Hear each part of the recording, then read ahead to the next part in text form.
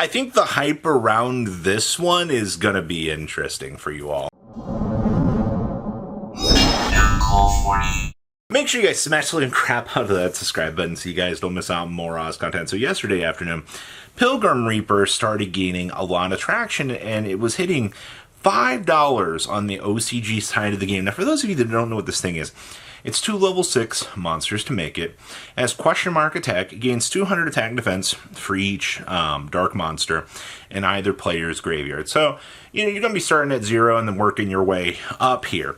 We can detach 1 material from this card. Each player sends the top 5 cards of their decks to the graveyards, or their entire decks if there's less than 5. I like how they had to include that. You only use this effect of Pilgrim Reaper once per turn. So what in the world has startled all of this controversy around this card? Well, Fiendsmith seems to be the talk about right now with this, and as an alternative to Beatrice. I know, right? We're talking about level 6 alternatives to this? Does it become more to our advantage to mill 6 or to mill the 5 other than the specific dump? And I guess that's where my fascination with this comes in, is with the way that Fiendsmith plays depending on the toolbox and the options that you kind of choose to play with it here. I could see that there might be some want or push for this. As of filming this, Pilgrim Reaper was under 70 listings for the TCG side of the game. So it looks like the hype train is beginning on our side of the game for this, but it is a common, and that does make it a little bit more available.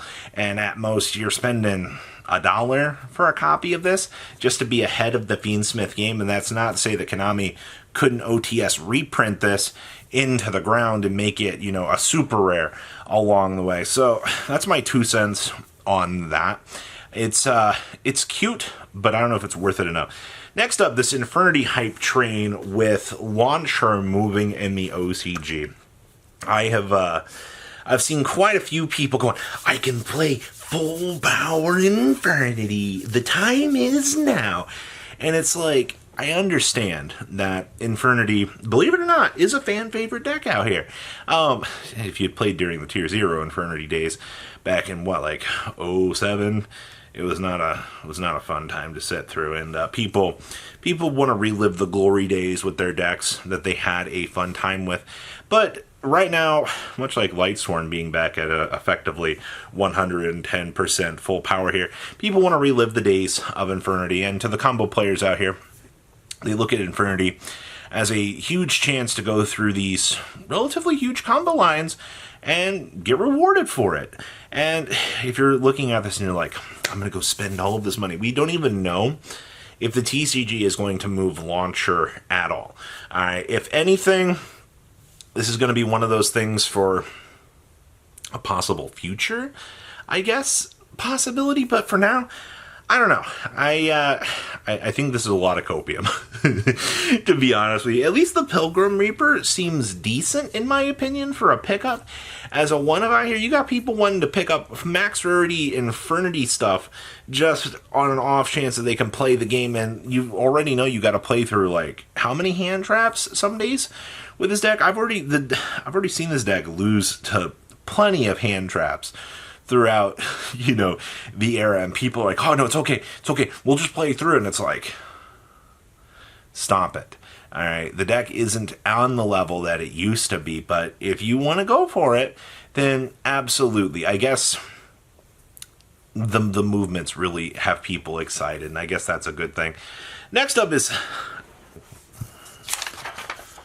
Kaiser Coliseum. Who in the world thinks Kaiser Coliseum is actually coming back? So I've read from 5 people this week going, the OCG realized that Kaiser Coliseum was a mistake. I mean, yeah, we got that. They moved it to 2. That means that the TCG knows, and they can move Kaiser Coliseum back to 1. Okay, first of all, Kaiser Coliseum is one of the biggest ruling nightmares in the entire game's history. All right, I remember back in the days of Monarch and Monarch Storm 4th versus this, right before Kaiser got banned. The ruling nightmares that Kaiser Coliseum caused was insane. Konami TCG is not going to want to roll out a 35-page documentation to the judges to have them be like, okay, well, we can bring this back to one. The card causes too many issues on our side of the game. And I do not think that we are going to bring Kaiser Coliseum back. For those of you that are like, oh, you know, we can put a floodgate to one. It's okay, you know. It's a one-of. You got to hard draw it. Sure. Logically, you can have every floodgate in the entire world limited to one. All right, but trust me when I say this, you don't want a Tenpai Dragon player going first, setting up a Kaiser Coliseum on you. You're staring at the thing going, how do I out that? You know, or, you know, Salamangreat setting up their boss monster with a Kaiser Coliseum, leaving you the ability to summon one monster.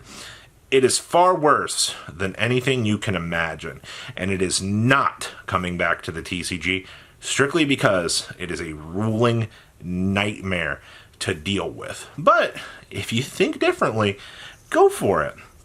Next up is the Summon Sorceress hype around decks that can play it. We made an entire video yesterday talking about the Summon Sorceress hype and, you know, all of these different decks that you can play. And I mean, the casual community, I'm genuinely impressed with how happy that this intermediate group of players actually is. I mean, the volcanic players, the zombie duelist, a lot of the duelists on that list of cards were just like, oh man, you know, like, I can't wait to explore and see what we can do with this. And honestly, that's the kind of creativity I want to see.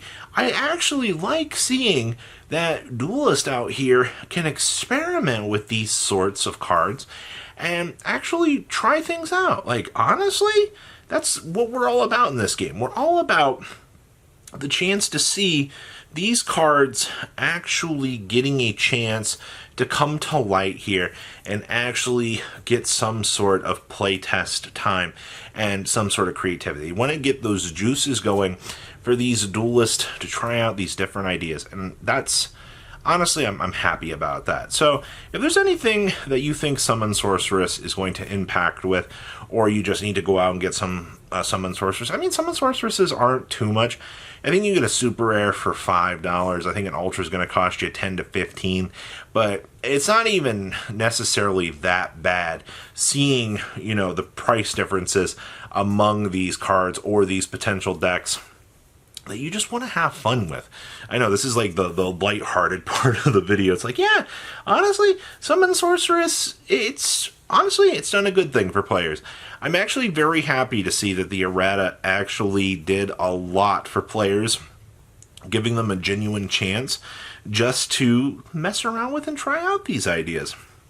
Next up is Toon hype. Alright, so back to my crackpot conspiracy theories with the Toon Egyptian gods existing somewhere for the last 20 years and these figures.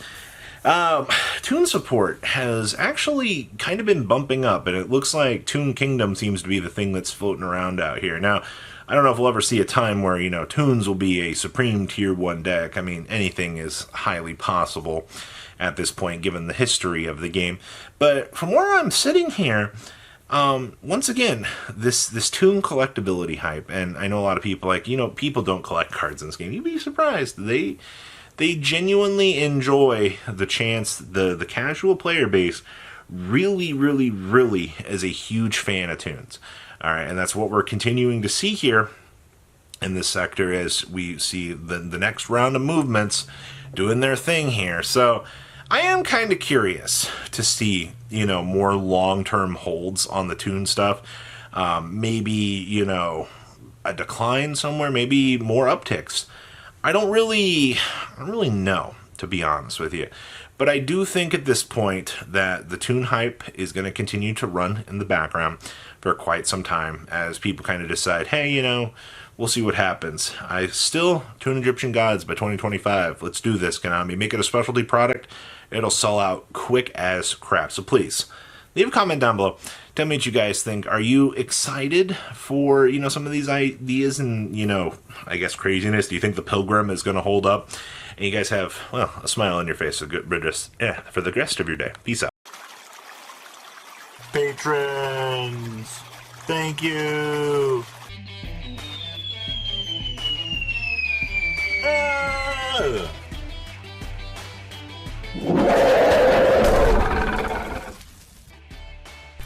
Thank you so much for watching. Check out these other videos.